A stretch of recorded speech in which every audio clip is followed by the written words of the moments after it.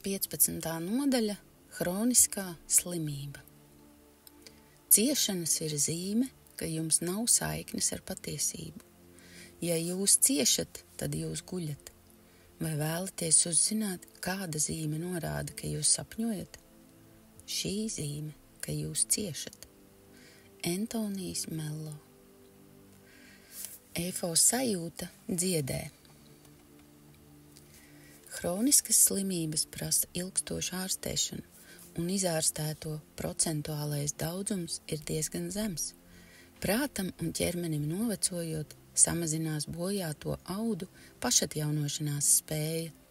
Vecumdienās pieaug hronisku slimību skaits, un no tām atbrīvoties kļūst arvien grūtāk.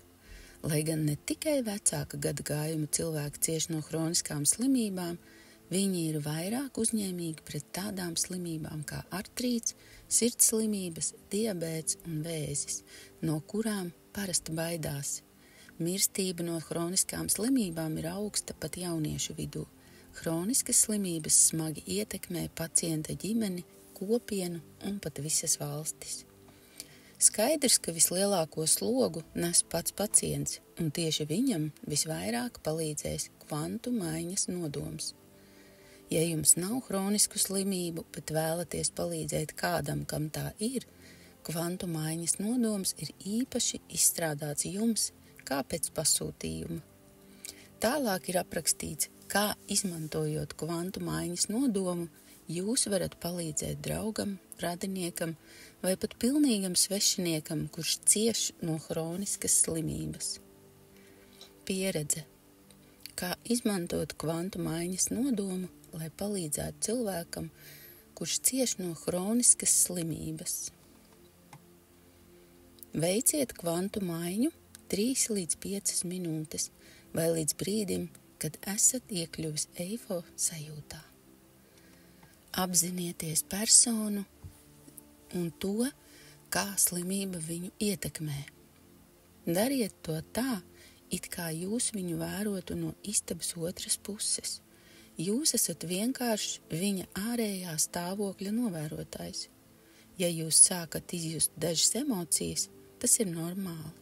Jūsu personīgā iesaistīšanās nesamazinās jūsu kvantu maiņas nodoma efektivitāti attiecībā uz šo personu un atstās dziedinošu efektu arī uz jums. Nemēģiniet apzināti izjust emocijas vai tās izteikt. Ja jums ir emocijas, vienkārši atzīstiet tās un apzinieties partnera simptomus. Tam jums būs jāvelta 10 līdz 15 sekundes, un pēc tam jāļauj tam visam izšķīst eifo sajūtā. Atcerieties, ka jums ir skaidri un rūpīgi jāapzinās eifo sajūta.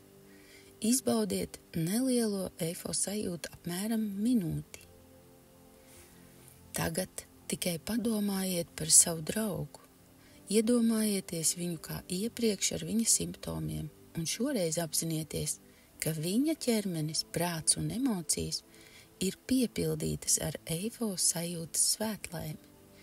Apzinieties, ka katra viņa doma un emocijas ir iegramdētas eifo sajūtas skaistumā. Apzinieties, ka katra viņa ķermeņa šūna, katra molekula, katrs atoms ir piepildīts ar eifo sajūtas harmoniju un dziedinošo ietekmi. Vienkārši vērojiet, kā jūsu prāta ekrānā atklājas partnera reakcijas attēls. Dariet to apmēram 1 minūti un pēc tam atgriezieties eifo sajūtā. Atkārtojiet šo 3 soļu procesu vēl 1 vai 2 reizes. Tātad novērot slimības simptomus, apzināties eifo sajūtu, novērot, kā cilvēks reaģē, kad ir piepildīts ar eifo sajūtu, un atkal atgriezties eifo sajūtā. Pabeidziet savu kvantu maiņas nodomu sesiju ar 3 līdz 5 minūšu kvantu maiņu. Jauda un ātrums, ar kādu kvantu maiņas nodoms ietekmē hroniski slimus pacientus, ir vienkārši pārsteidzoši. Kvantu maiņas nodomam vienmēr ir tūlītēja ietekme. Cik ātri slimības simptomi izzudīs, būs atkarīgs no tās veida un smaguma pakāpes, kā arī no pacienta uzbūves. Ja jūs varat iegūt objektīvus datus par viņa stāvokli, piemēram, cukura līmeni asinīs un asinsspiedienu, tad jūs uzreiz redzēsiet uzlabojumus. Tāpat neaizmirstiet lūgt partnerim veikt testu skalā no 1 līdz 10, lai noteiktu fiziskā un emocionālā diskomforta pakāpi.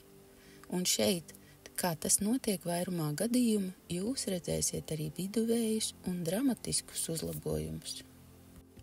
Precīzi izpildiet iepriekš aprakstīto vienkāršo formulu. Ego nav nozīmes kvantu maiņas nodomā.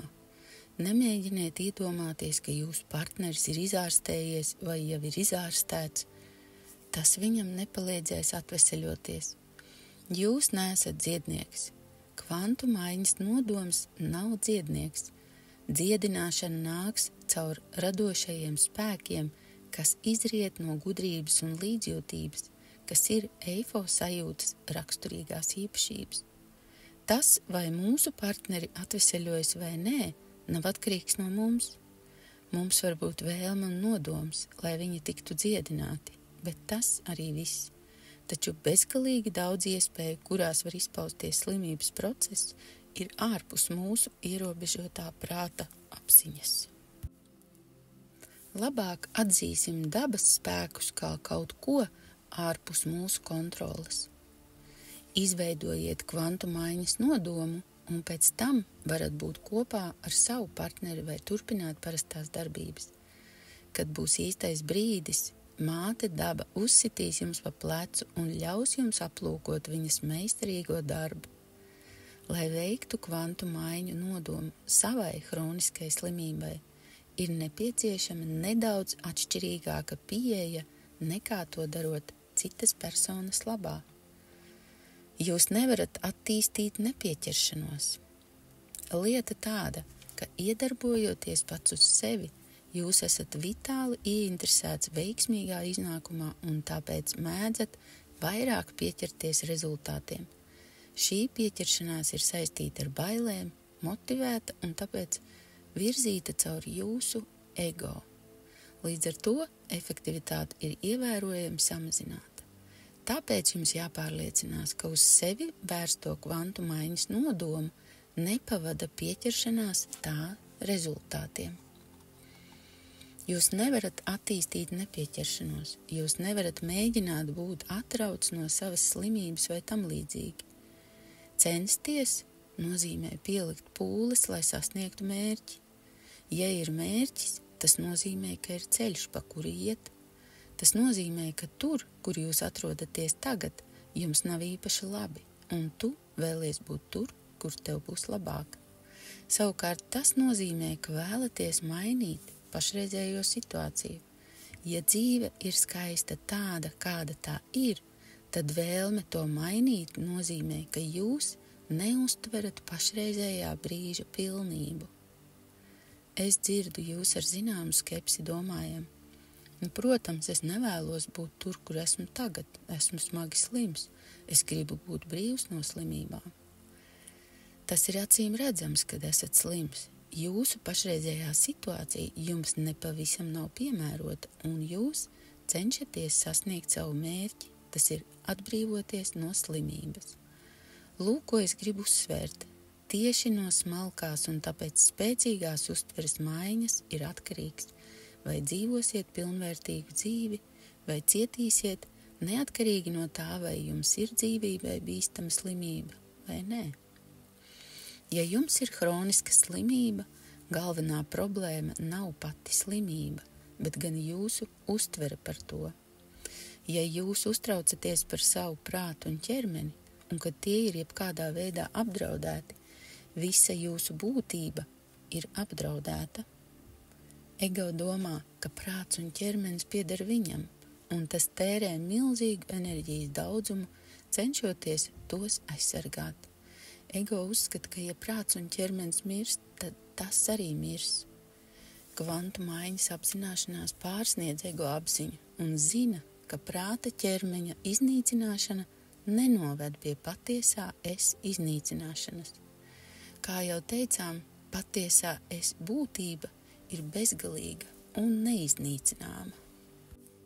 Es negribu izklausīties bezceremoniāls, bet ķermeņi nāk un iet. Cilvēki, kuri savā dzīvē ir pārcietuši dziļas ciešanas, bieži saka, ka ir sliktākas lietas par nāvi. Sliktākais, ko dzīvē varat darīt, ir pieķerties nāvei. Tiklīdz jūsu ķermenis piedzimst, tas sāk mirt. Pieķeršanās savam ķermenim ir pieķeršanās nāvei. Neatkarīgi no tā, cik ļoti ego cenšas saglabāt status quo, galu galā jūsu dvēseles templis tiek iznīcināts. Slimība var daudz ko iemācīt. Bet galu galā ir tikai viena mācība, kuru ir vērts apgūt un iegaumēt. Mēs neesam mūsu ķermenis un prāts. Mēs esam bezgalīga žēlastība, mīlestība un prieks, un tas viss ir ievietots eifo sajūtas dievišķajā apvalkā. Kāds labums no slimības pārvarēšanas, bet dvēseles zaudēšanas? Tas, kas jums noteikti ir garantēts, ir slimība un vājums, sākoties vecumam. Jā, var apmānīt nāvi mazliet šeit, mazliet tur, bet galu galā dvēsele vienmēr uzvar. Amerikas Savienotajās valstīs visa kultūra, iespējams vairāk nekā jebkurā citā valstī, ir vērsta tikai uz jaunību. Es domāju, ka mums ir neveselīga attieksme pret novecošanu, miršanu un nāvi. Mēs, amerikāņi, ļoti cenšamies atstumt domas par dzīves beigām. Daudzās kultūrās gados vecāki cilvēki tiek cienīti viņu gudrības dēļ. Viņi ir aizsargāti, aprūpēti vecumdienās un dzīvo kopā ar ģimeni līdz nāvei. Bet manā valstī situācija ar vecākiem cilvēkiem nepavisam nav tāda. Mēs esam fanātiski par jauneklīga izskata saglabāšanu un veicam radikālus pasākumus, lai izskatītos jaunāki par savu vecumu. Tikai pirms dažām 10 gadiem kosmētikā ķirurģija bija reti sastopama. Mūsdienās šādas operācijas bieži veids pat pusauģiem. Jā, mums vajadzētu rūpēties par savu ķermeni un prātu, vingrinot ķermeni un prātu, ēdot pareizi, pietiekami atpūšoties un pavadot laiku ar jaukiem cilvēkiem. Visas šīs darbības, protams, nevajadzētu izmantot kā līdzekli, lai izvairītos no domām par novecošanu un nāvi, ko mēs uztveram kā kaut ko briesmīgu.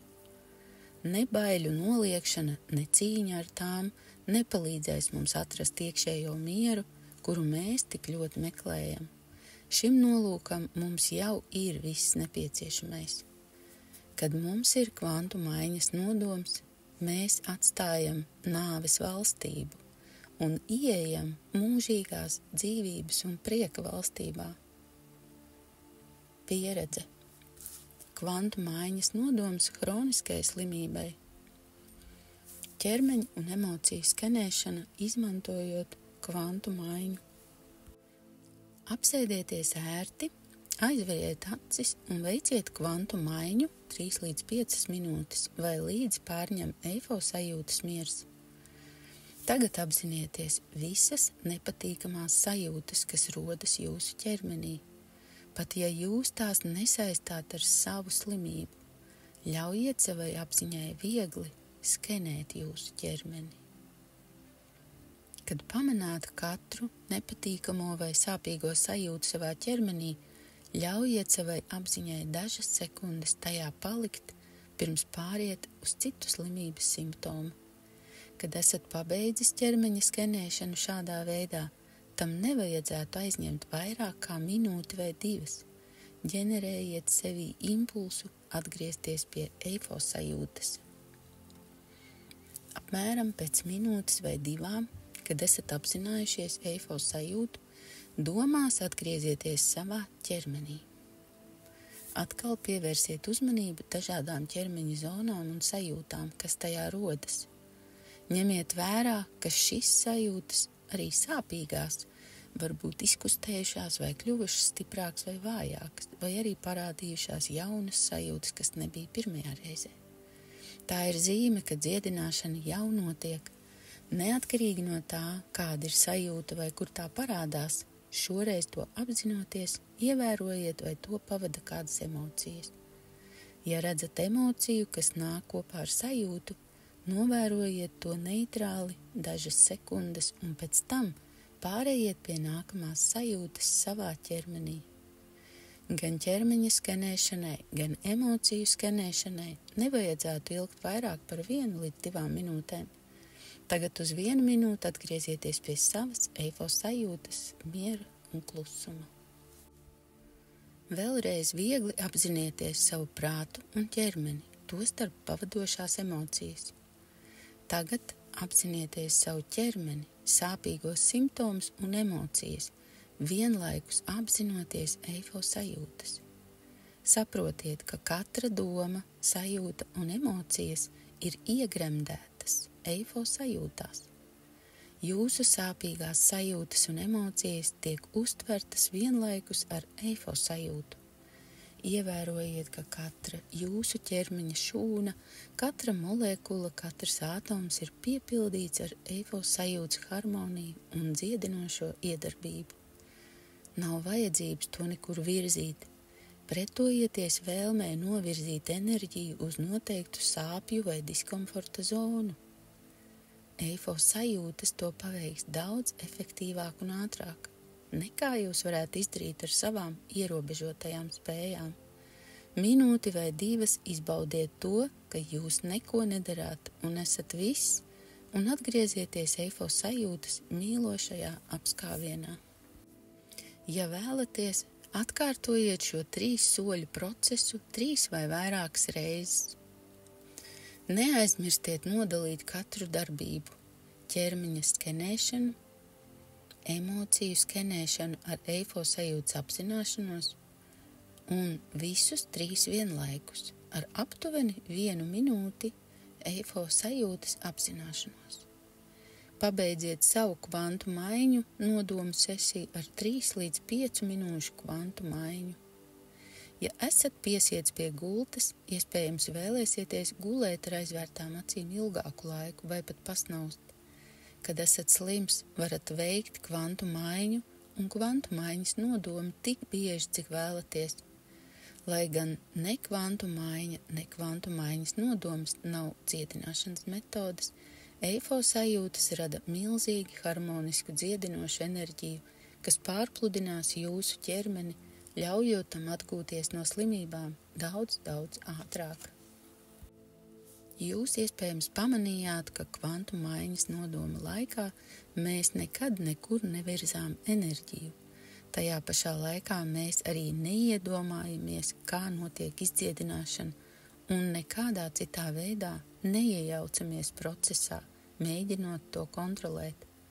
Jums vienkārši jāpārvieto sava apziņa no vienas realitātes uztveres veida uz citu, no ego uztveres uz eifo sajūtas uztveri. Vienīgā piepūle, kas saistīta ar kvantu maiņas nodomas procesu, ir spontāns, dabisks impulss uz apzināšanos. Tas ir kvantu maiņas nodomas spēka un ievērojamās efektivitātes noslēpums. Džefrija stāsts. Man ir labs draugs, kurš šobrīd atveseļojas no vēža.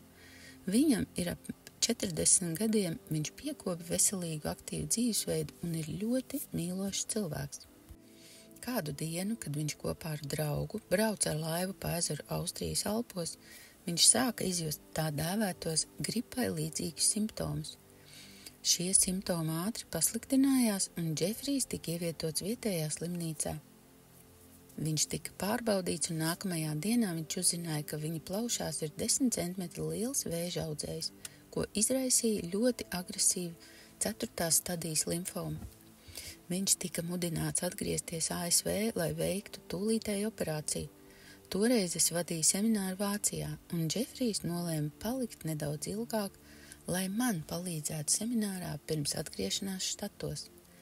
Kad jautāju, kāpēc viņš nedavās tieši uz mājām ārstēties, viņš atbildēja, kur gan citur es būtu varējis iegūt tik nenovērtējumu dziedināšanas pieredzi, ja ne kopā ar jums un simtiem cilvēku, kuri apgūst un pēta kvantu maiņas procesu. Semināra beigās Džefrijs lidoja mājās un sāka ārstēties. Džefrijs tika uzņemts slimnīcā, kur viņa māsa strādāja par medmāsu. Vairākas dienas pēc hospitalizācijas ārsti joprojām nespēja novērtēt viņa slimības smagumu. Vēzis deva metastāzes visā ķermenī, ieskaitot smadzenes. Nonācis slimnīcā, Džefrijs pilnībā atteicās no jebkādiem mēģinājumiem uzraudzīt vai traucēt ārstu noteikto ārstēšanas schēmu. Tā vietā viņš visu laiku izklaidējās ar eifo sajūtu kā bērns. Sākumā medmāsas bija pārsteigts par Džefrija attieksmi un nepieķeršanos slimībai, kas iznīcināja viņa ķermeni. Dienām ritot, viņus vēl vairāk pārsteidza Džefrija atveseļošanās ātrums. Viņi sāka viņu saukt par saulīti un brīnumu cilvēku. Neskatoties uz sāpēm un bezpalīdzību, ko izraisīja ārstēšanas procedūras, neskatoties uz to, ka katru dienu viņš redzēja, kā viņa ķermenis izžūst viņa acu priekšā, Džefrijs turpināja eifo sajūtas apziņas sesijas.